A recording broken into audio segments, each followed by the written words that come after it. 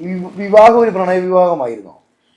പ്രണയമല്ല, ഞങ്ങൾ ഫ്രണ്ട്സായിരുന്നു. എൻ്റെ second marriage ആണ്. ഓ, അപ്പോൾ ഞങ്ങൾ ഫ്രണ്ട്സായിരുന്നു. അപ്പോൾ രണ്ടുപേരും ഡിവോഴ്സ്ഡ് ആയപ്പോൾ ഞങ്ങൾ ഒരുമിക്കാൻ തീരുമാനിച്ചതാണ്. ഒറ്റപ്പെട്ടിട്ടുണ്ട് തീർച്ചയായിട്ടും. സുഹൃത്തുക്കളൊക്കെ ഉണ്ടായിരുന്നോ? ഞാൻ ഒരു 2018-19 ടൈമിലാണ് ഞാൻ ഇൻഡസ്ട്രിയിലോട്ട് വരുന്നത്. ഞാനൊരു ഒറ്റപ്പെട്ട ടൈം എന്ന് പറയുന്നത് 2017-18 ടൈമിലാണ്. അതുവരെ ഞാനൊരു ഫാമിലി ഓറിയൻറ്റഡ് ആയിട്ടുള്ള ഒരു വ്യക്തിയായിരുന്നു. വേറെ ജോബോ കാര്യങ്ങളോ ഒന്നും ഉണ്ടായിരുന്നില്ല എനിക്ക്. ഞാൻ ഫാമിലിയിൽ മോനെയൊക്കെ നോക്കി അങ്ങനെ ഉണ്ടായിരുന്നതാണ്. അപ്പോൾ കുറേ പ്രശ്നങ്ങൾ എൻ്റെ ജീവിതത്തിൽ വന്നപ്പോൾ അവിടുന്ന് എനിക്ക് എൻ്റെ മോനുമായിട്ട് പുറം ലോകത്തോട്ട് വരേണ്ടി വന്നു. അപ്പം നമ്മൾ അങ്ങനെ വരുമ്പോൾ നമുക്ക് ജീവിക്കണമല്ലോ. നമുക്ക് ആയിരിക്കത്തില്ല, ഒരിക്കലും അല്ല. അതുവരെ നമ്മൾ ഡിപ്പെൻഡബിൾ ആണ്, ഒരാളിൽ ഡിപ്പെൻഡബിൾ ആണ്. അവിടുന്ന് ആ ആളിൽ നിന്ന് നമ്മൾ ഇറങ്ങി സഞ്ചരിക്കുമ്പോൾ നമ്മൾ പിന്നെ അച്ഛൻ്റെയോ, എനിക്ക് അന്ന് അച്ഛനില്ല, അച്ഛൻ മരിച്ചു. എൻ്റെ മോന് ഒരു 4-5 മാസമായപ്പോൾ അച്ഛൻ മരിച്ചു. അപ്പോൾ എൻ്റെ വീട്ടിലെ അമ്മ, ബ്രദറ്, സിസ്റ്റർ, ഞാൻ, അങ്ങനെയാണുള്ളത്. പിന്നെ മോന്.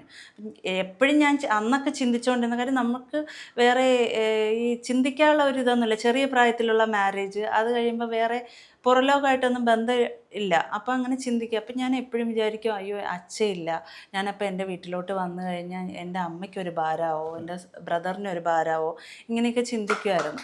അങ്ങനെ ഇരുന്നിരുന്നാണ് 12 വർഷത്തിന് ശേഷം ഇറങ്ങി നടന്നു. പിന്നെ ഒറ്റയ്ക്ക് മോനെയും കൊണ്ട് ജീവിക്കാൻ വേണ്ടി സ്വന്തമായിട്ട് ഓരോരോ ജോബ് കണ്ടെത്തി. എന്തൊക്കെ ജോലികൾ ചെയ്തിട്ടുണ്ട് ഇതിനൊക്കെ മുമ്പേ? ഞാൻ 2017 ലാസ്റ്റോടു കൂടി ഇത് സുസുക്കിയുടെ ഷോറൂം എക്സിക്യൂട്ടീവ്, ഫസ്റ്റ് എൻ്റെ ജോബ് അതായിരുന്നു എൻ്റെ ജീവിതത്തിൽ. പിന്നെ അതിനുശേഷം അവിടെ നിന്ന് ക്യാപ് സ്റ്റോക്ക് എന്ന് പറഞ്ഞ് ഷെയർ മാർക്കറ്റിൽ ഇരുന്നിട്ടുണ്ട്. പിന്നെ ഏവിയേഷൻ അക്കാഡമിയിൽ ഇരുന്നിട്ടുണ്ട്. അത് കഴിഞ്ഞിട്ട് ലാസ്റ്റ് ആക്സിസ് ബാങ്കിൽ കോർഡിനേറ്റർ ആയിരുന്നു. ഇവിടെ ഇരിക്കുമ്പോഴും എൻ്റെ മനസ്സ് അഭിനയവും ഈ കലയുവാ. അല്ല, അഭിനയം ഈ 2 കാര്യം. ഒന്ന്, ഞാൻ റൈഡറാണ്, പിന്നെ അഭിനയം. ഈ 2 കാര്യങ്ങളും ഞാൻ ആഗ്രഹിച്ചു വന്ന സാധനമല്ല. അല്ല കാര്യം അഭിനയം എന്ന് പറയുന്ന കാര്യം, ജോലി ചെയ്യണം, മോനെ നോക്കണം, മുന്നോട്ട് പോകണം, പൈസ വേണം, ജീവിക്കാൻ പൈസ വേണം. കാര്യം ആരിലും ഡിപ്പെൻഡബിൾ അല്ലല്ലോ. അപ്പം അതുകൊണ്ട് ക്യാഷ് വേണം, ജോലി ചെയ്യുകയാണ്. ആ സമയത്ത് സബിത ചേച്ചിയുടെ നിർബന്ധപ്രകാരമാണ് ഞാൻ ആ സീരിയലിൽ, നീലക്കുയിൽ എന്ന് പറയുന്ന സീരിയലിൽ സ്ക്രീനിങ്ങിന് വേണ്ടി പോകുന്നത്. അപ്പം ഒന്ന്, ഞാൻ ഒരു സ്റ്റേജ് പ്രോഗ്രാമോ വേറെ ആക്ടിവിറ്റീസോ ഒന്നുമില്ലാത്തൊരു വ്യക്തിയാണ്. എന്നെ ചേച്ചി ഇങ്ങനെ പറഞ്ഞു, ഇല്ല മോള് വാ ഫോട്ടോ അയക്കുമെന്ന് പറഞ്ഞ് ഞാൻ ഫോട്ടോ അയച്ചു കൊടുത്തു. അപ്പോൾ ചേച്ചിയിട്ട് നിർബന്ധിക്കുക തന്നെ, മോള് വാ സ്ക്രീനിങ്ങിനല്ലേ വാ എന്ന് പറഞ്ഞ് ഒരു നെഗറ്റീവ് ക്യാരക്ടറിനാണ് പറയുന്നത്.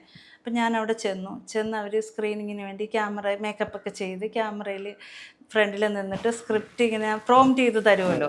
അപ്പോൾ എനിക്കിത്, ഞാൻ ഫസ്റ്റ് ടൈമാണ് ഷൂട്ടേ കാണുന്നത്. സബിത ചേച്ചിയെ കാണാൻ ലൊക്കേഷനിൽ പോയിട്ടുണ്ട്, അല്ലാതെ ഞാൻ ഷൂട്ട് കാണുകയോ ഇത് എന്തെന്നോ ഏതെന്നോ ABCD എനിക്കറിയത്തില്ലായിരുന്നു. ഇത് ഭയങ്കര ഒരു അത്ഭുതമായി പോയിട്ട്, കാരണം ഒരു ബന്ധവും ഇല്ല, ഒരിക്കലും ആഗ്രഹിക്കാത്തൊരു സ്ഥലത്ത്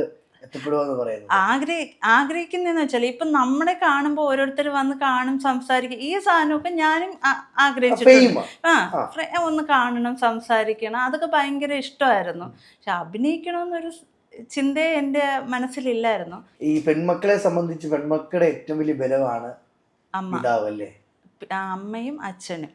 എനിക്ക് എൻ്റെ അച്ഛനെന്ന് പറഞ്ഞാൽ ഭയങ്കര ജീവനായിരുന്നു. അപ്പോൾ പക്ഷെ ഞങ്ങളുടെ കുറച്ച് നാളെ നമ്മുടെ കൂടെ ഉണ്ടായിരുന്നുള്ളൂ. ഒരു 20-21, എൻ്റെ 21 വയസ്സൊക്കെ ആയപ്പോഴത്തേക്കും അച്ഛൻ മരണപ്പെട്ടു. പിന്നെ അച്ഛനുമായിട്ടെല്ലാം അമ്മയായിരുന്നു. അന്നും ഇന്നും എപ്പോഴും അമ്മ കൂടെ ഉണ്ട്. അത് ഒരു അമ്മയായിട്ടല്ല, ഒരു ഫ്രണ്ടായിട്ടാണ്. എനിക്ക് എന്തും പറയാം, ഓപ്പണായിട്ട് ഷെയർ ചെയ്യാം, എപ്പോഴും കൂടെ ഉണ്ടാവും. അതിനപ്പുറം ഒന്നും വേണ്ട. ഇപ്പൊ ഹാപ്പിയാണ്. നമ്മളെ ഒരുപാട് ചിരിപ്പിച്ച് ചിന്തിപ്പിച്ച് വിനീതയ്ക്കും ഇത്രമേൽ വിഷമമുണ്ടെന്ന് ഞാൻ ഇപ്പോഴാണ് അറിഞ്ഞത്. വിഷമങ്ങളെല്ലാം എല്ലാ മനുഷ്യനും വിഷമങ്ങളും ഉണ്ട്, സന്തോഷങ്ങളുണ്ട്. എപ്പോഴും എല്ലാവരും ഹാപ്പിയൊന്നും ആയിരിക്കത്തില്ല. നമ്മൾ പലതും ഫേസ് ചെയ്യേണ്ടി വരും ജീവിതത്തിൽ. നമ്മളിപ്പോൾ സ്നേഹിക്കുന്നവർ പോലും നമുക്ക് തരുന്ന ചില പെയിൻഫുള്ളായിട്ടുള്ള കാര്യങ്ങളുണ്ട്. അതൊക്കെ ഭയങ്കര വേദനയാണ്. നമ്മൾ അത്രത്തോളം ഹൃദയത്തിൽ കൊണ്ട് നടക്കുന്ന ആൾക്കാർ പെട്ടെന്ന് നമുക്ക് തരുന്ന പെയിനൊക്കെ ഉണ്ടല്ലോ, അത് നമുക്ക് ഒട്ടും സഹിക്കാൻ പറ്റാത്ത കാര്യമാണ്. ഇന്നത്തെ ഒരുപാട് ചെറുപ്പക്കാരോട് എനിക്കും പറയാനുള്ളതേ, എന്തെങ്കിലും പ്രണയം നഷ്ടപ്പെടുമ്പോഴത്തേന് ആത്മഹത്യ ചെയ്യുക, കൊച്ചു പിള്ളേര്. അതെ അതെ, അപ്പൊ അതൊക്കെ നോക്കുമ്പോൾ വീതിയൊക്കെ എന്നേ ചെയ്യേണ്ടതാണ്. ഞാൻ എപ്പോഴും വിചാരിക്കും, ഞങ്ങളൊക്കെ എന്തുമാത്രം ഫേസ് ചെയ്ത്, ഞാനെന്നല്ല പല സ്ത്രീകളും പല പുരുഷനും, സ്ത്രീയെ മാത്രം ഞാൻ പറയത്തൊന്നുമില്ല. കാര്യം പുരുഷന്മാരായാലും സ്ത്രീ ആയാലും ഒരുപാട് വേദന അനുഭവിക്കുന്ന ഒത്തിരി പേരുണ്ട്. അത് ഫേസ് ചെയ്ത് മുന്നോട്ട് പോകുന്നതിലാണ് ഇരിക്കുന്നത് കാര്യം.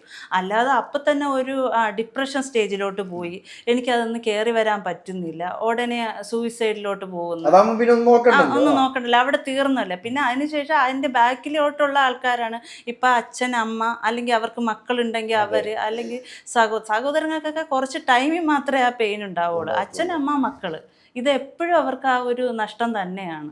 അതിനെപ്പറ്റി ആരും ചിന്തിക്കാറേ ഇല്ല. ഈ ആത്മഹത്യ ചെയ്യാൻ എളുപ്പമാ, പക്ഷെ ആ ഒരു സിറ്റുവേഷനെ തിരിച്ചു പിടിക്കാൻ ഭയങ്കര ബുദ്ധിമുട്ടാണ്. അനുഭവിച്ചിട്ടുണ്ട്, ഒത്തിരി പ്രാവശ്യം ഞാൻ അനുഭവിച്ചിട്ടുള്ള കാര്യമാണ്. അതൊരു പോയിന്റാണ്, ആ ഒരു നിമിഷമാണ്. എന്ന് വെച്ചാൽ നമ്മുടെ കയ്യിൽ നിന്ന് എല്ലാം നഷ്ടപ്പെട്ട് പോകുമ്പോൾ നമുക്ക് മനസ്സിൽ തോന്നുന്ന ഒരു വികാരമാണ് ഈ സൂയിസൈഡ് എന്ന് പറയുന്നത്. അവിടുന്ന് നമ്മൾ തന്നെ തിരിച്ചു പിടിച്ചു കഴിഞ്ഞാൽ നമുക്ക് നമ്മുടെ ജീവിതം കിട്ടും.